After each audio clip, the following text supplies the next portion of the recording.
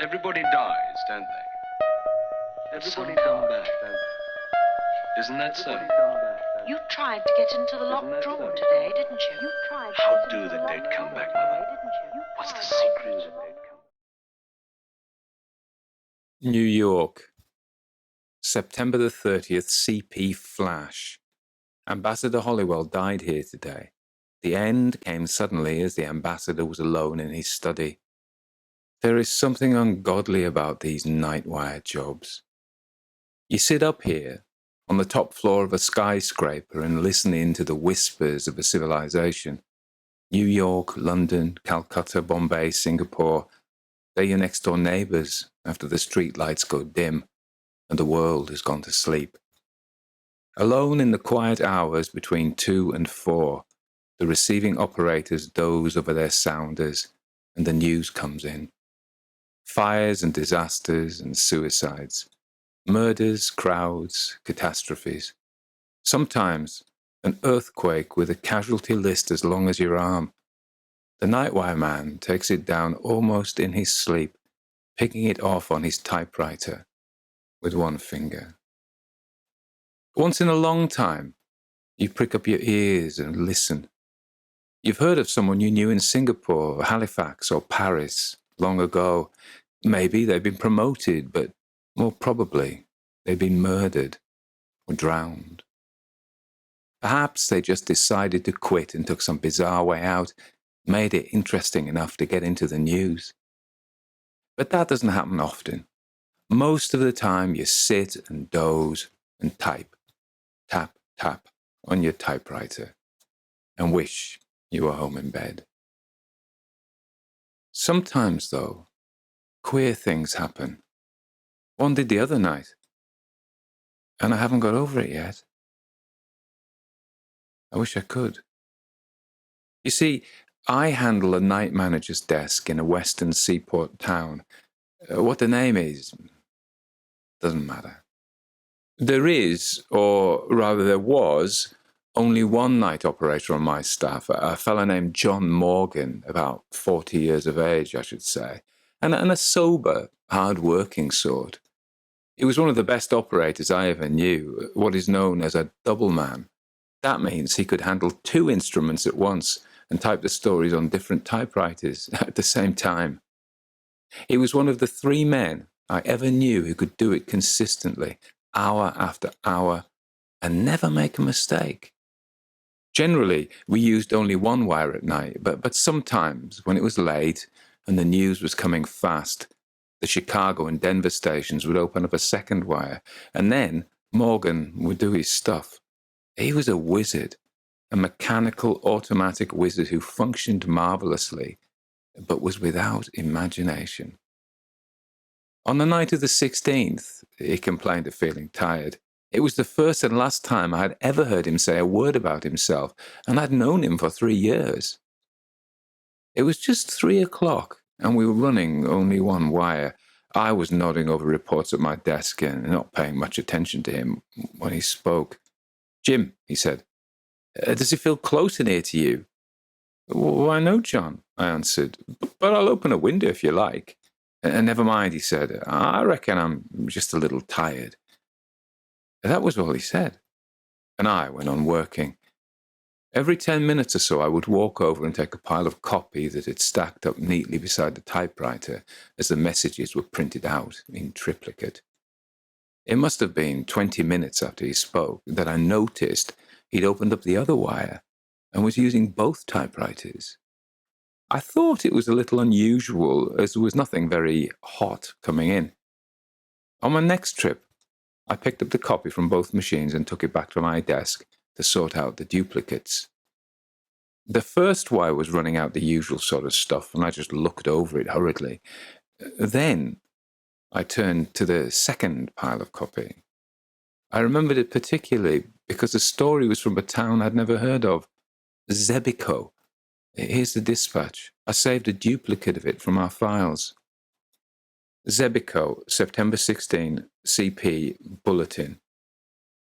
The heaviest mist in the history of the city settled over the town at 4 o'clock yesterday afternoon.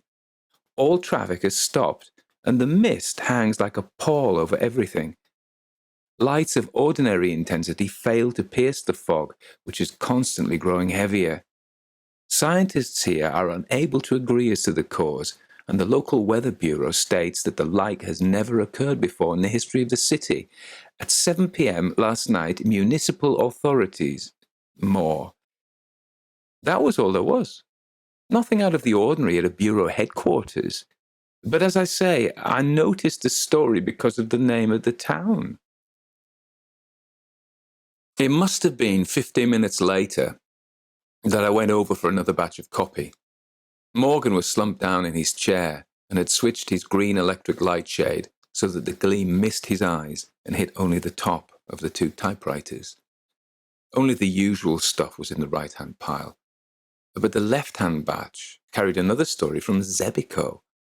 All press dispatches come in takes, meaning that parts of many different stories are strung along together, perhaps with but a few paragraphs of each coming through at a time. The second story was marked Add Fog. Here's the copy. At 7 p.m., the fog had increased noticeably. All lights were now invisible, and the town was shrouded in pitch darkness. As a peculiarity of the phenomenon, the fog is accompanied by a sickly odour, comparable to nothing yet experienced here. Below that, in customary press fashion, was the hour, 3:27, and the initials of the operator, JM. There was only one other story in the pile from the second wire. Here it is. Second ad, Zebico fog. Accounts as to the origin of the mist differ greatly. Among the most unusual is that of the sexton of the local church, who groped his way to headquarters in a hysterical condition and declared that the fog originated in the village churchyard. It was first visible as a soft grey blanket clinging to the earth above the graves, he stated. Then it began to rise higher and higher. A subterranean breeze seemed to blow it in billows, which split up and then joined together again. Fog phantoms, writhing in anguish, twisted the mist into queer forms and figures, and then, in the very thick midst of the mass, something moved. I turned and ran from the accursed spot. Behind me, I heard screams coming from the houses bordering on the graveyard.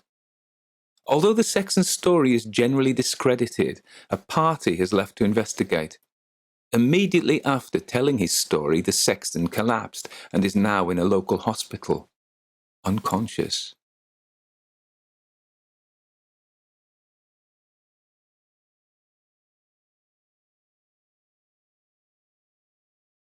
Queer story, wasn't it? Not that we aren't used to it, for a lot of unusual stories come in over the wire. But for some reason or other, perhaps because it was so quiet that night, the report of the fog made a great impression on me. It was almost with dread that I went over to the waiting piles of copy. Morgan didn't move, and the only sound in the room was the tap-tap of the sounders. It was ominous, nerve-wracking. There was another story from Zebico in the pile of copy. I seized on it anxiously. New lead, Zebico Fog, CP. The rescue party, which went out at 11 p.m. to investigate a weird story of the origin of a fog which, since late yesterday, has shrouded the city in darkness, has failed to return. Another and larger party has been dispatched. Meanwhile, the fog has, if possible, grown heavier. It seeps through the cracks in the doors and fills the atmosphere with a depressing odour of decay. It is oppressive, terrifying, bearing with it a subtle impression of things long dead. Residents of the city have left their homes and gathered in the local church where priests are holding services of prayer. The scene is beyond description. Grown folk and children are alike terrified, and many are almost beside themselves with fear. Amid the wisps of vapour, which partly veil the church auditorium, an old priest is praying for the welfare of his flock. They alternately wail and cross themselves. From the outskirts of the city may be heard cries of unknown voices. They echo through the fog in queer uncadenced minor keys. The sounds resemble nothing so much as wind whistling through a gigantic tunnel. But the night is calm, and there is no wind. The second rescue party, more.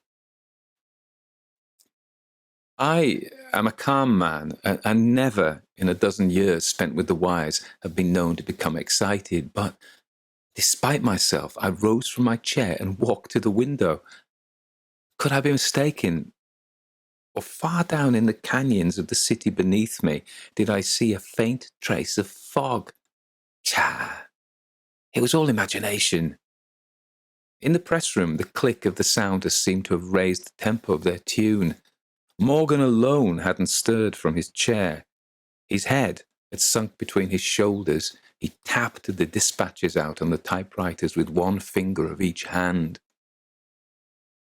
He looked asleep, but no, endlessly, efficiently, the two machines rattled off line after line as relentlessly and effortlessly as death itself. There was something about the monotonous movement of the typewriter keys that fascinated me. I walked over and stood behind his chair, reading over his shoulder the type as it came into being word by word. Here was another. Flash, Zebico, CP. There will be no more bulletins from this office. The impossible has happened. No messages have come into this room for 20 minutes. We are cut off from the outside, and even the streets below us. I will stay here with the wire until the end. It is the end, indeed. Since 4 p.m. yesterday, the fog has hung over the city. Following reports from the Sexton of the local church, 2 rescue parties were sent out to investigate conditions on the outskirts of the city. Neither party has ever returned. Nor was any word received from them. It is quite certain now that they will never return. From my instrument, I can gaze down on the city beneath me. From the position of this room on the 13th floor, nearly the entire city can be seen. Now I can see only a thick blanket of blackness where customarily are lights and life. I fear greatly that the wailing cries heard constantly from the outskirts of the city are the death cries of the inhabitants.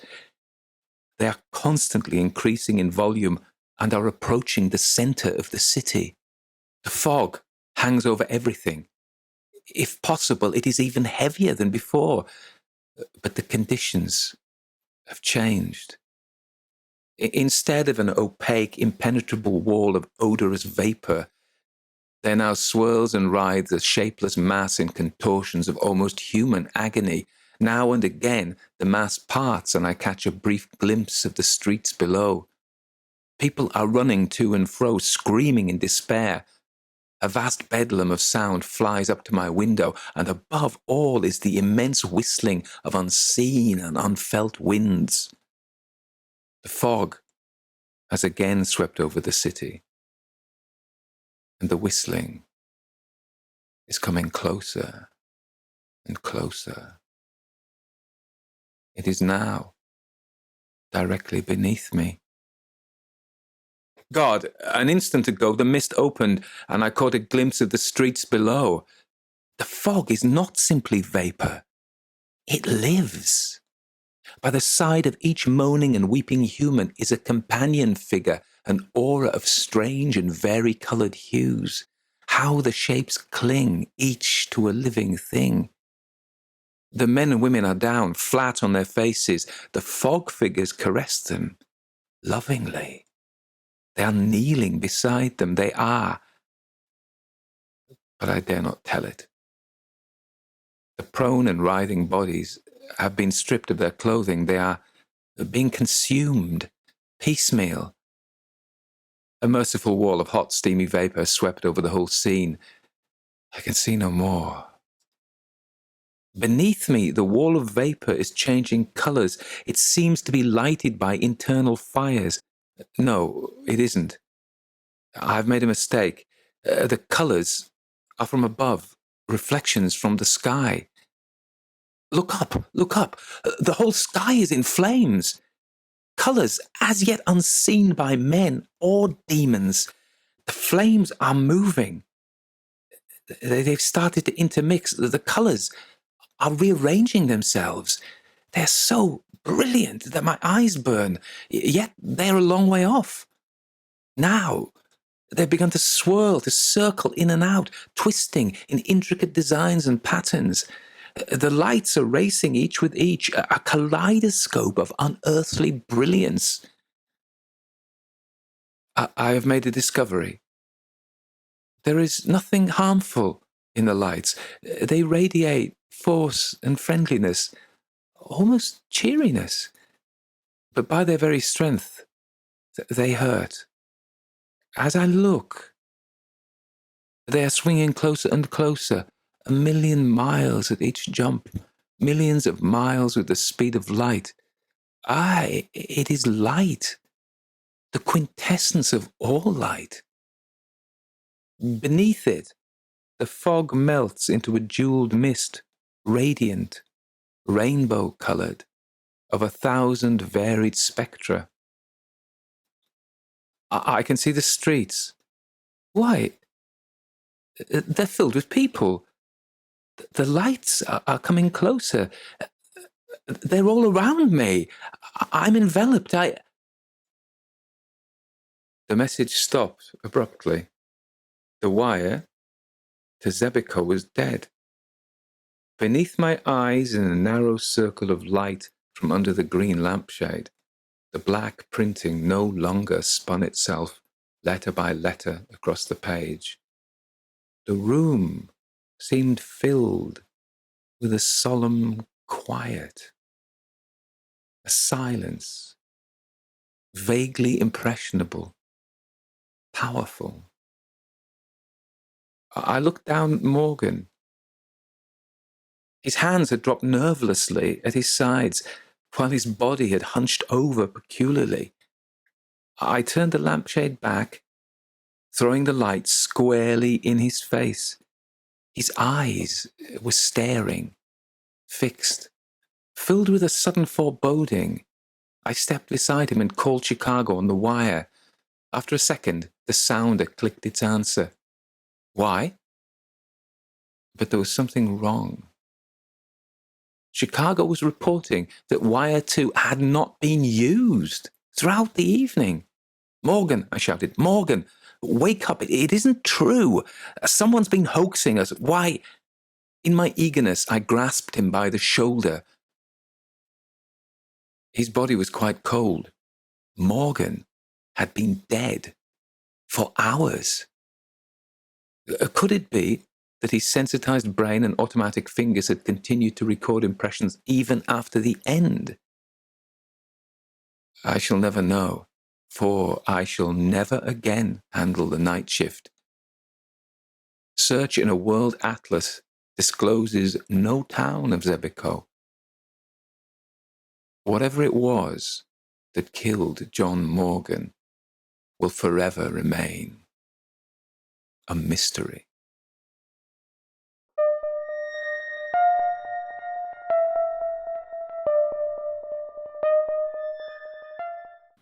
So that was H.F. Arnold's story, The Night Wire.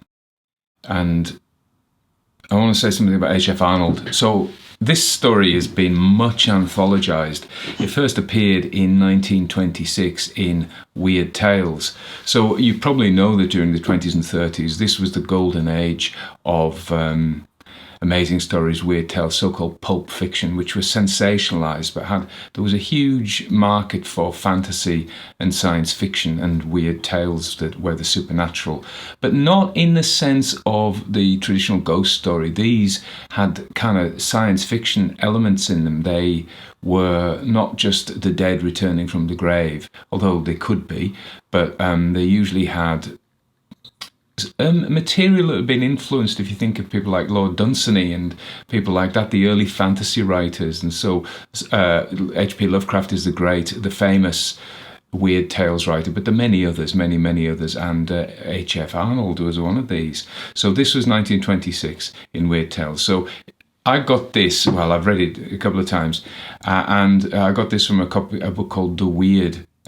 which is a fantastic anthology, and I'll put a link to it. You can get it. I think if you buy it, it's like £50, but if you get it on Kindle, it's only about £3.50.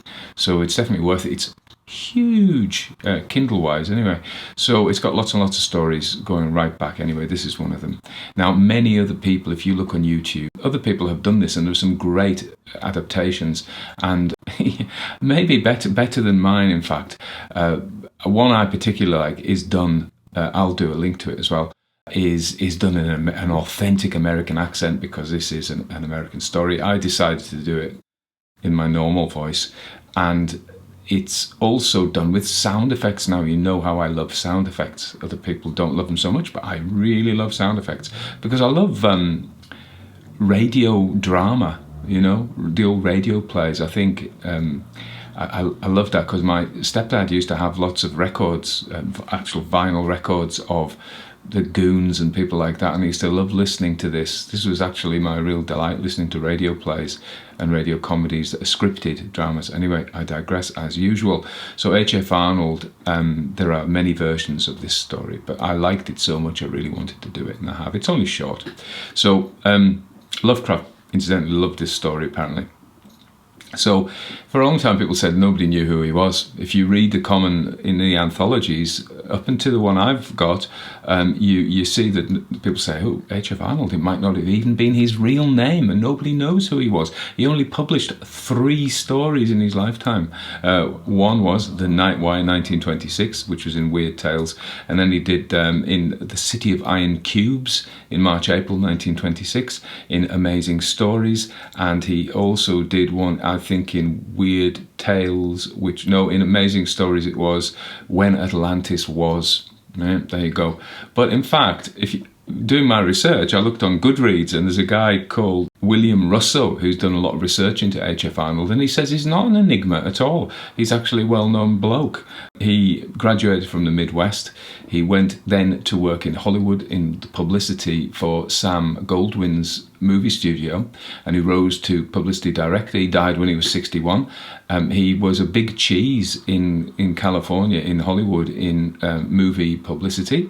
He wrote some stories, but he was pretty busy doing other things as well in his main job, and he won various awards for being I guess I see him like Mad Men almost, but for movies. So there's probably a very good movie to be made of his life. But yeah, so he isn't an enigma at all. He's quite well known, as it turns out. He just didn't write many stories, but when he did some good ones, particularly this one. So let me talk about this one, The Night Wire. So why I love it is that intro, that scene setting. There you are on the top of a skyscraper. It's night shift. Everybody's sleepy dozy. It's quiet. There's some stories come in, a lot of the time, nothing much, and this guy can almost do it in his sleep. And what they do is it'd come in down the wire, Morse code, and he taps them out and turns them into TypeScript, and then our narrator is the editor, presumably. He looks at it and sees, yeah, is there anything worth going in the morning's paper?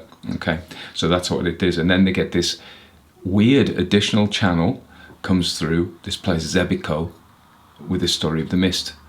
And so the fact that a new channel comes through, which later Chicago says never existed, is weird. The supernatural evil is communicated through the wires and kills Mr. Morgan, John Morgan, the very talented. What a waste. He could do it in his sleep. He was multitasking. I can't do that. Who can? Only him, and he's dead. And in fact, he never existed. Let's be clear about that before we start talking about dogs again. He never really existed, John Morgan. He was maybe based on somebody. And in fact, if you read the bit, and I'll do a link, to Goodreads, there's a bit of a backstory in that he may be based on a guy who drowned on the Titanic that HF, as I call him, used as inspiration. So that's, for me, it's that scene setting of the sleepy thing. So I have lots of associations jumping off like my own time on night shifts. So we used to work night shifts, there was only one of us on. So I worked in a general hospital and I was the mental health crisis team. And at night, we used to go out to people's houses, but you can imagine that's a fairly dangerous thing to do in the middle of the night, go on your own. So we stopped doing that fairly early on. And we would only go to really two places. One was accident emergency, when people would be brought in either by themselves, by a relative or by ambulance, or the police station. And we'd go and see people in police custody as well, because those were safe-ish places. Police presumably is safe, although I've been nearly assaulted a couple of times in police custody. But certainly A&E can be pretty hairy in the middle of the night. And actually, and this, I don't mean to be disparaging, but I can't really remember ever seeing anybody in a night shift that wasn't under the influence of drink or drugs. I'm not saying it doesn't happen, and I'm sure it did happen, but those people stick in my mind. Anyway, night shift. And if it was a quiet night, I would get all my paperwork done, and we'd do all the paperwork, because we had paperwork in those days, not just computers. And by 4 o'clock in the morning, you get cold at 4 o'clock, and you're on your own, and you start to get a bit sleepy, dreamy. I must admit, once or twice I did nod off, but don't tell my boss. So there we are. So there's that, a certain atmosphere. And then, of course, other associations are like play Misty for me. So I may have said before, my real ambition is to be a late night DJ, and just to talk like this and put soothing dub on, probably. Late night dub by Fink. Probably put that on. Really slow blues and dub. Anyway, nobody might listen to me. But that, I would love to do that. So this associates with that. And of course, then there's the Stephen King movie, a novella, actually. He wrote a novella, 1980, called The Mist, and it was made into a reasonably okay movie in 2007, which it's better at the beginning. It's really done well, the beginning, when the mist rolls in and the people are trapped in a supermarket, I think. And that is really good. That really ramps up what is out there, what is out there. And it's like what they always say with horror movies and ghost stories. As soon as you reveal the monster, the tension dissipates a little bit. Think of Alien. Alien, the first Alien, was great when you didn't see the monster. I'm going to talk about Twin Peaks again. When we didn't know who Bob was, that was scarier. And then we find out, we see the alien.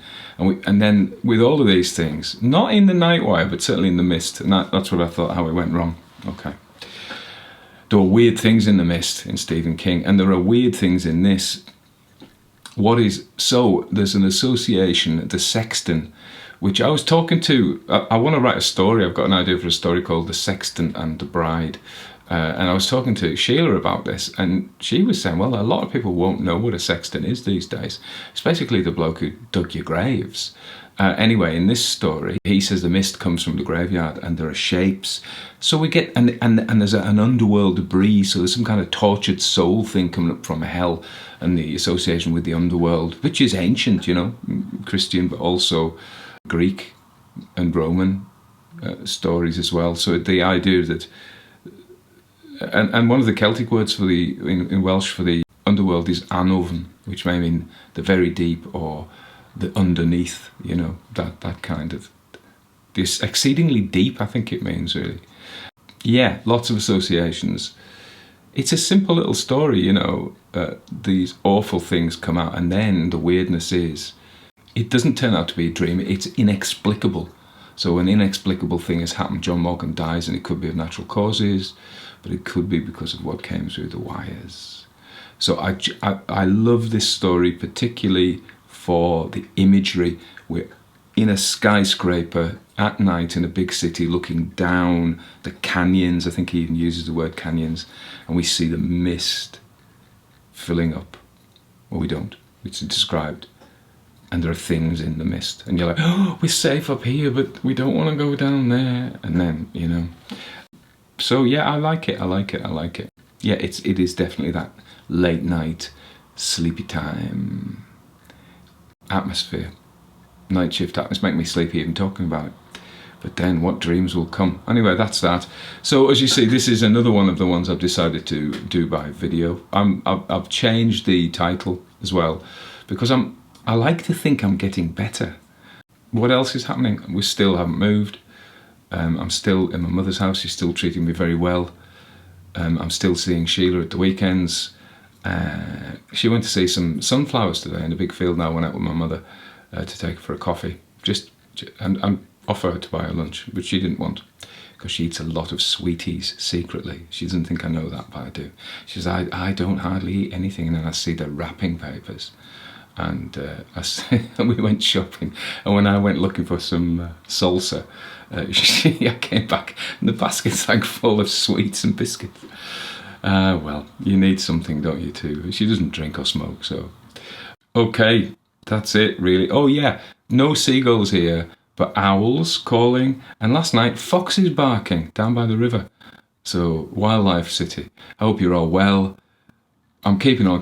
Oh yeah, the other thing is, if you've got any ideas for stories I should read, people have sent me great ones. If you've sent me one before, I've lost most of them in the massive comments. So what I need you to do is send me them again. I've got a database of them. I'm starting a database because I'm a big Notion user.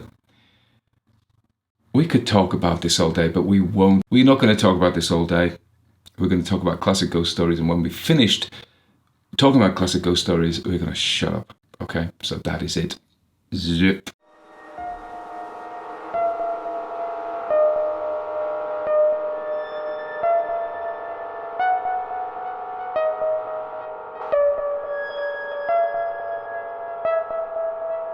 Everybody dies, don't they? Some come back, don't they? Isn't that so?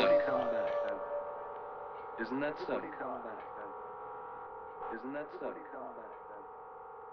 Isn't that so?